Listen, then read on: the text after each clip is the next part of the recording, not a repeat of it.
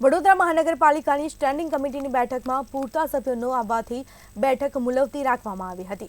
MV ઓમ કંપનીમાં 32 કરોડની ચૂકવણી કરવાની દરખાસ્તના વિરોધમાં સભ્યો બેઠકમાં હાજર રહ્યા નહીં અને કોર્ટના આદેશથી સ્ટેન્ડિંગ કમિટીની બેઠક બોલાવી દરખાસ્ત મુકાઈ હતી અને તેમાં 12માંથી સ્ટેન્ડિંગ કમિટી ચેરમેન સહિત માત્ર 4 સભ્યો ઉપસ્થિત રહ્યા હતા, પરંતુ કોરમના પૂરી ન થવાના કારણે દરખાસ્ત મુલતવી રાખવામાં આવી છે અને ત્યારે સ્ટેન્ડિંગ કમિટીના ચેરમેને નિવેદન આપતા કહ્યું છે કે સભ્યો તહેવારને લઈને બહારગામ ગયા હોવાથી આવી શક્યા નહીં।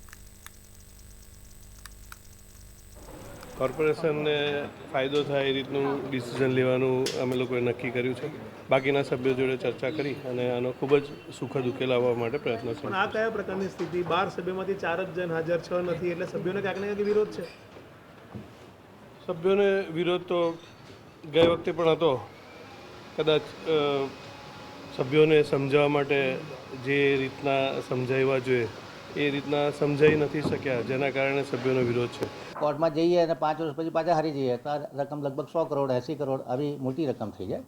એટલે મેચ્યોરલી પુખ્ત ચર્ચા વિચારણા કરી અને કોર્પોરેશનના હિતમાં જે નિર્ણય હોય એ લેવાશે અને તમામ સભ્યો લોકશાહી વાતાવરણમાં પોતાનું ઓપિનિયન મૂકવા માટે મુક્ત છે અને બધા સભ્યોનું ઓપિનિયન લઈ અને આગલી કાર્યવાહી નક્કી કરીશું।